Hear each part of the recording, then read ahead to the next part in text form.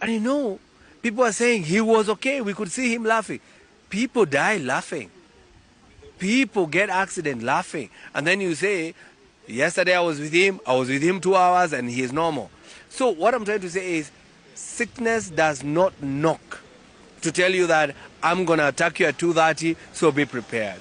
So I believe the Deputy President was not accorded an opportunity to defend himself. And the Senate rushed to make the decision because they're in cahoots with the National Assembly to make sure that maybe probably we have a new Deputy President hurriedly sworn in or vetted. But we are saying we are not going to back down. We urge the Deputy President to go to court because we believe in the rule of law. And if he goes to court, I'm telling you, if the court accorded him the opportunity that we did, they will exonerate him. He'll be out of any ground and he will be exonerated.